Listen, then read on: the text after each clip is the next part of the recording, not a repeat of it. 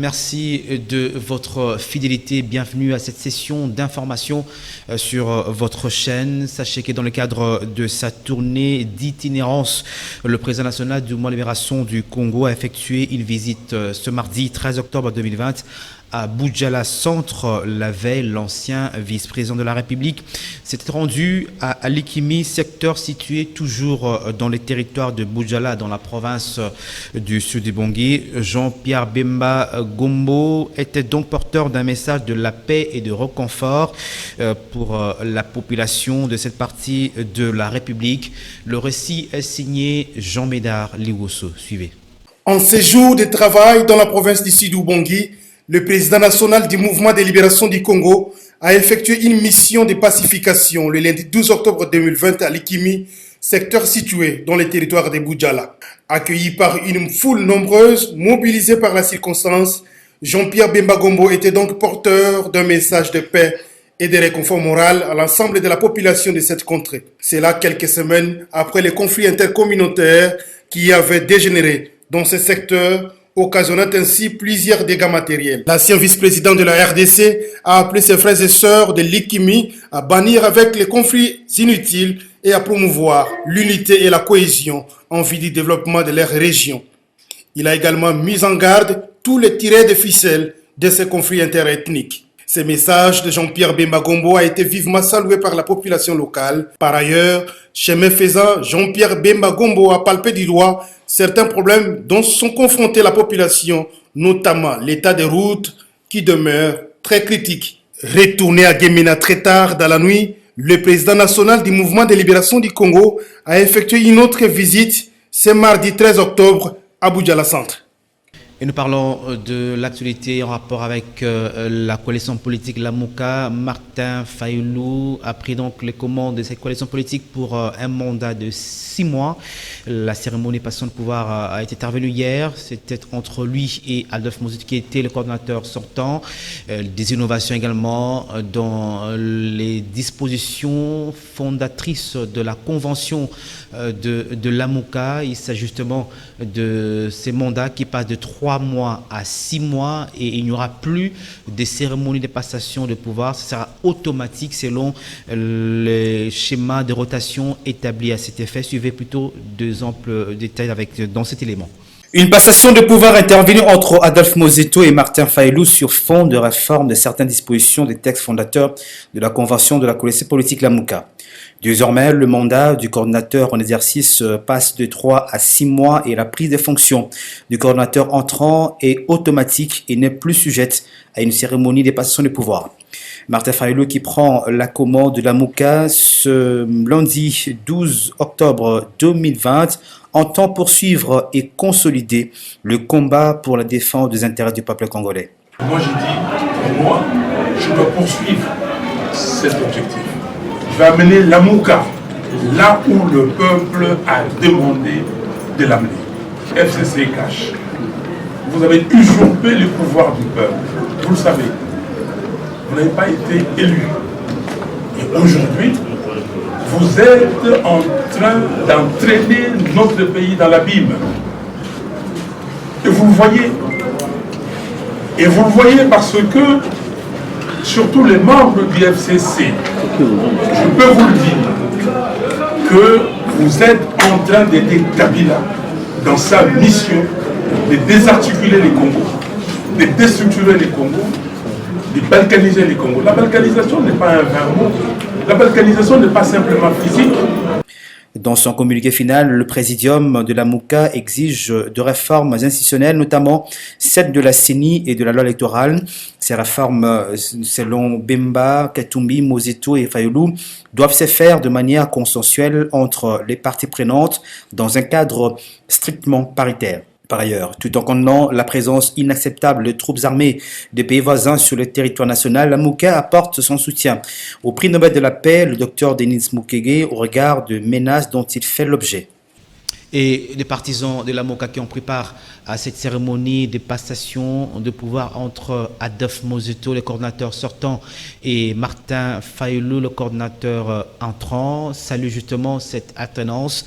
Et surtout, Martin Fayulu devra conduire la MOCA vers de lendemain meilleur, surtout vers de combats pour des réformes institutionnelles dans le cadre consensuel et aussi dans le strict schéma paritaire. C'est donc le communiqué final qui a sanctionné justement cette cérémonie suivie. Cette cérémonie a été attendue, très attendue, et finalement, elle a lieu. Qu'est-ce que nous pouvons dire de plus? Les choses maintenant sont claires. Et chacun est dans son orbite naturelle. Nous avons désormais deux camps. Le président élu, Martin Fayulu Madidi, prend la commande de la MOCA pour défendre la souveraineté bafouée du peuple congolais et défendre l'intégrité physique de notre territoire. Vous avez les camps des fraudeurs, vous avez les camps de ceux qui ont foulé aux pieds la souveraineté du peuple congolais et qui soutiennent les occupants. Donc, désormais, chacun de nous, Congolais, doit choisir son camp. Bon, je pense qu'il n'y a pas eu polémique. Ça a été démontré aujourd'hui que la MOCA, en tant que plateforme politique, est une et qu'ils se sont concertés. En fait, la MOCA, c'est l'inspiration même du peuple congolais. C'est l'espoir de tout un peuple. Aujourd'hui, nous devons nous sentir congolais, nous devons être à l'aise parce que nous avons la chance d'avoir ces 4 leaders encore vivants. Parce que vous savez, avec la coalition FCCH, rien ne marche, le pays est en train de sombrer. Et une partie du pays est en train même déjà de partir. Regardez ce qui se passe à l'est du pays. Mais j'ai été content par rapport au message lancé par d'abord le coordonnateur sortant, qui était un message de l'unité. Et puis le coordonnateur entrant, M. Martin Fayulu, nous a responsabilisés. Donc il a donné un message de responsabilité. Journalistes, maraîchers, tout le monde, Congolais et Congolaises, nous devons nous battre pour la consolidation de notre jeune démocratie et se battre pour l'intégrité de notre pays. La grande question, c'est Minembwe avec la marche de la MOCA. Mais vous savez que Minembwe, c'était... Oui, Minembwe, c'était un ballon de seille. Ça, ce sont les ennemis du peuple. Et aujourd'hui, le peuple congolais va se manifester. Il va se manifester. Il dira qu'est-ce qu'il y a par rapport à Minembwe les 14. C'est après-demain. Nous serons tous dans la rue comme un seul homme pour défendre l'unité de notre pays.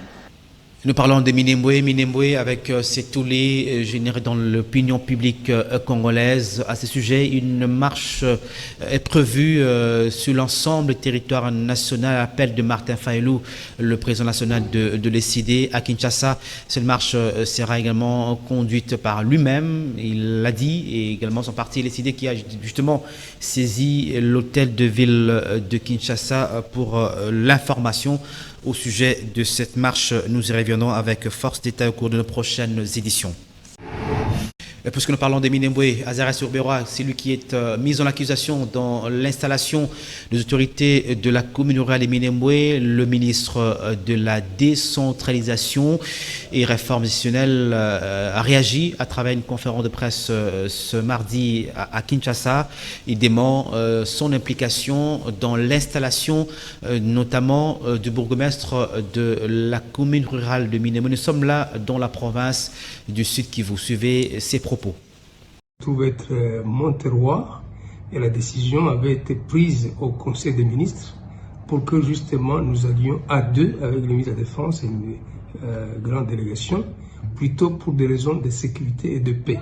Jamais dans l'ordre des missions dont j'étais porteur n'était question d'installer le bourgmestre et jamais dans les faits je n'ai installé le bourgmestre. On me l'a attribué de façon extrêmement abusive et mensongère.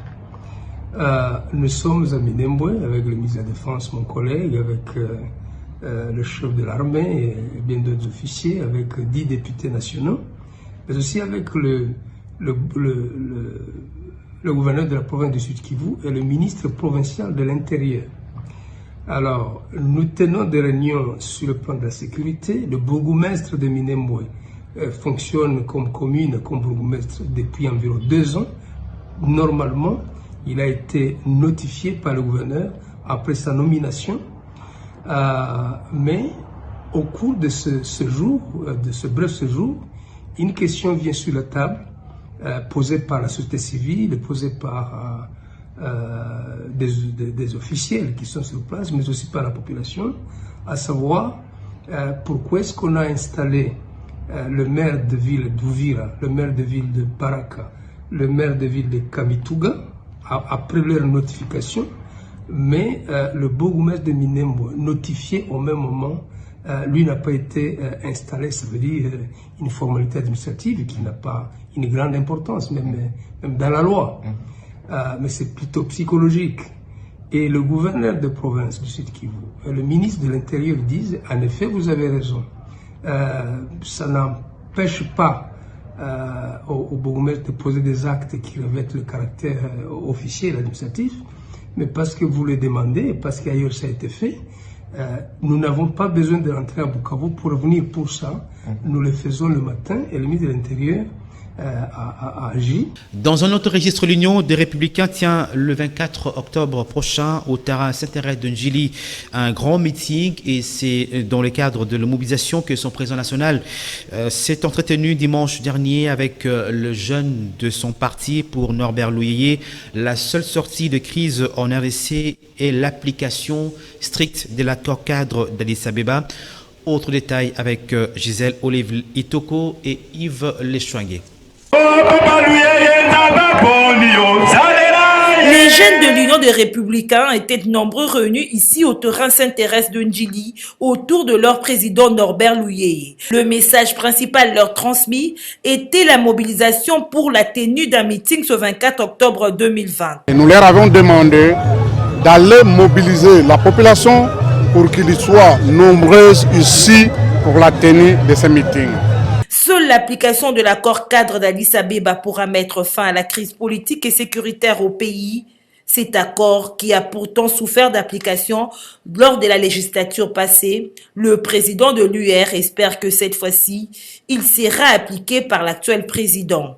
7 ans depuis la signature de l'accord cadre, cet accord n'a jamais été appliqué. C'est parce que M. Kabila, qui est le signataire de cet accord, avait une mauvaise foi. Mais aujourd'hui, avec Félix Tshisekedi comme président de la République, je crois qu'il va appliquer l'accord cadre, parce qu'au moment où nous parlons, il y a un problème au sein des institutions, il y a une crise politique et sécuritaire, raison pour laquelle, dans le sommet qu'il a tenu à Goma, il a annoncé officiellement que la solution se trouve dans l'accord cadre d'Addis Abeba. Et le lundi prochain, je crois, le 12 octobre 2020, il y aura l'évaluation de l'accord cadre, et je crois que cette fois-ci, l'accord cadre sera bel et bien appliqué et la paix aura bel et bien en République démocratique du Congo. Par ailleurs, le président de l'UR, Norbert Louyeye, plaide pour le départ de l'ambassadeur des États-Unis en RDC, Mike Hammer. Je demandais au président Trump et au secrétaire d'État Mike Pompeo de rappeler dans l'urgence leur ambassadeur. Il n'est pas venu ici pour la diplomatie, mais c'est un ambassadeur controversé qui cherche la balkanisation de la République démocratique du Congo. Vous avez suivi, là on a installé le bourgmestre de la commune de Minembwe. L'ambassadeur était là présent, le seul ambassadeur en République démocratique du Congo, c'était cet ambassadeur. Alors qu'il y a eu l'installation de bourgmestre ici en République démocratique du Congo, et particulièrement ici à Kinshasa, cet ambassadeur n'a jamais se présenté. Mais il a pris l'audace d'aller se présenter à Minembwe. Cela veut dire qu'il a une autre carte.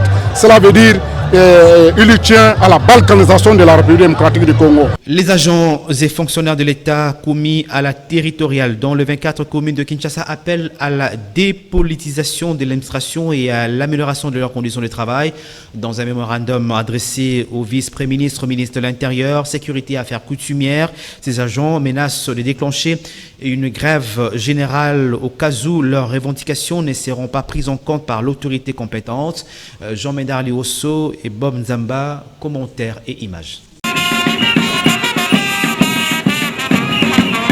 Mobilisés comme un seul homme, les agents et fonctionnaires commis à la territoriale de toutes les 24 communes de la ville-province de Kinshasa ont manifesté leur colère ce mardi 13 octobre 2020 dans la capitale congolaise.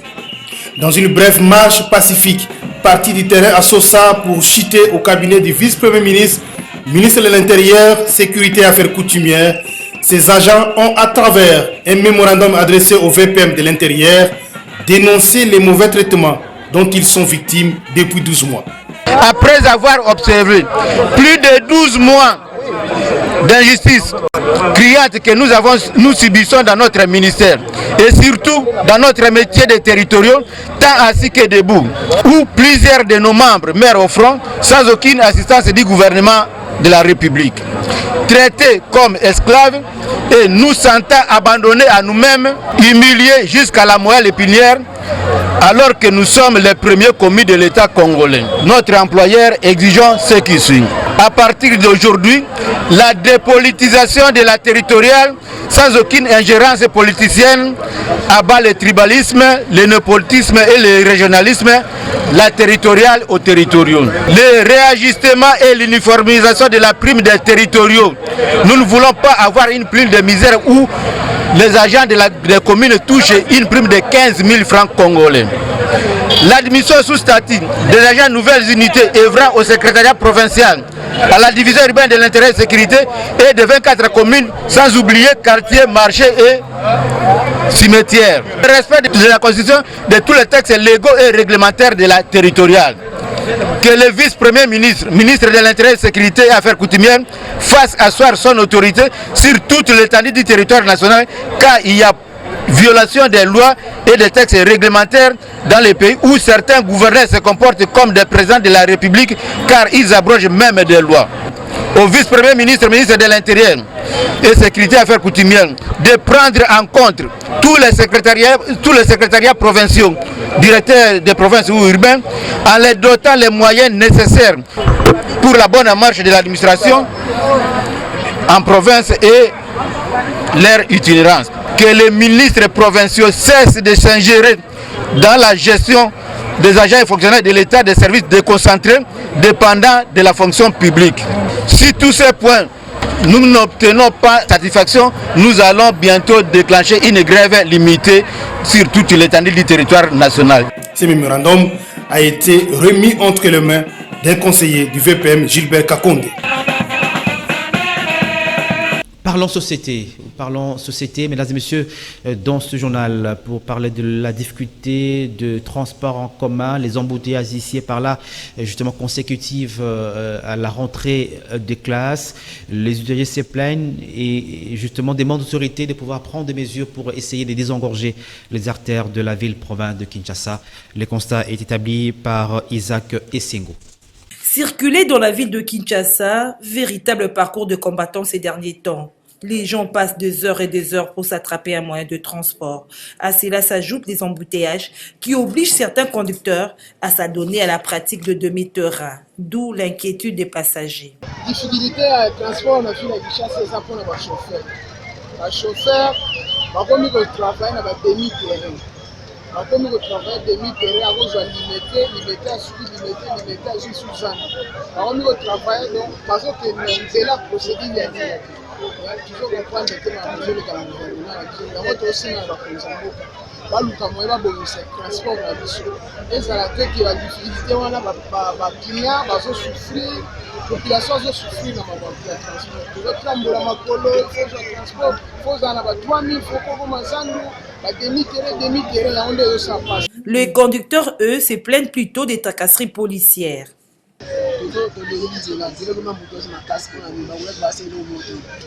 mpona toyolanda baujana bazopirage biso makasi bazokanga bisa ana rompongaba bazokanga bareserve kobotama mbongo kokanga bashofe kobotama mbongo ekimisa dola makasi lekisuyango mpongaba mosali osalama te okibombe na se kuna babujana bazokangaka biso kokanga koboto na bareserve mbongo sezokenda komaka ntina bakote ya banini kuna kokenda koboto kokanga bakamio yango moi transport epasi kotokokonga te basa mutambo wana. Joint au téléphone, le président de la SECO, Jean Moutombo, explique ces situations par les embouteillages et fustige le fait que le conducteur ne respecte pas la grille tarifaire mise en place par la division urbaine de transport. Cette dernière devra donc faire le suivi de sa mise en application. Le comportement de conducteur. Le deuxième problème, c'est un problème de l'arrêté tarifaire qui n'est pas vraiment,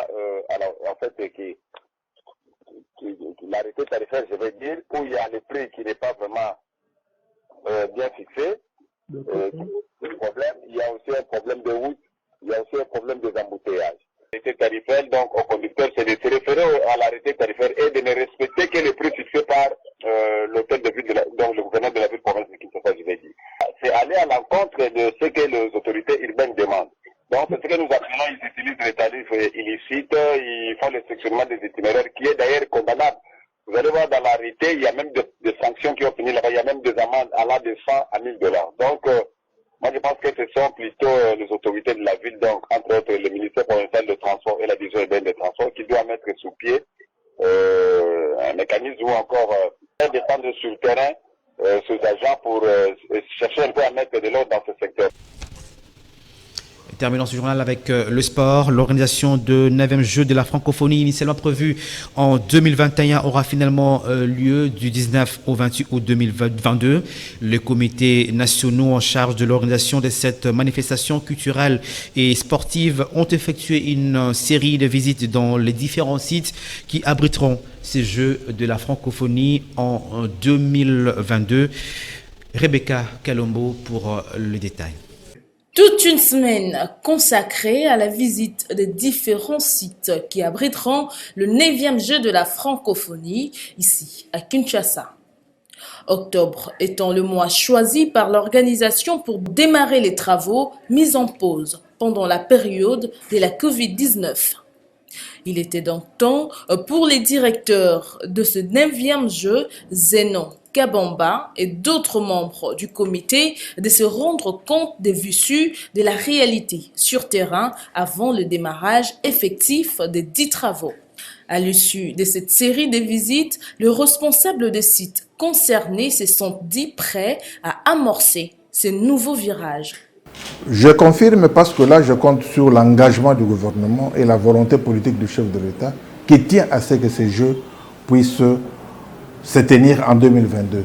C'est pour plusieurs raisons, pour des raisons économiques, diplomatiques, culturelles, sportives et même sur le plan politique même. D'ici là, cela dépend d'abord de l'évaluation que nous venons de terminer.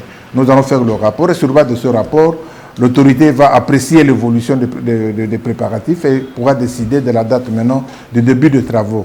Il fallait d'abord attendre que toutes les études soient menées, que tout soit prêt et le dernier rapport, c'est ce qui va motiver le chef à pouvoir programmer la date du démarrage des travaux.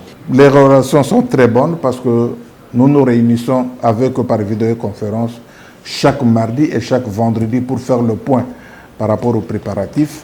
Ils sont informés de tout. Là où nous sommes en retard, ils nous prodiguent des conseils, ils nous donnent des orientations et des recommandations auxquelles nous nous en tenons pour pouvoir améliorer et bien préparer la 9e édition des Jeux de la francophonie, tel que je le dis, qui se tiendront à Kinshasa en 2022. Retenez que ces travaux constituent entre autres en la construction de villages d'hébergement pour les délégations qui prendront part aux Jeux ainsi que de gymnases et de pistes d'athlétisme. C'est par cette note sportive que nous mettons un terme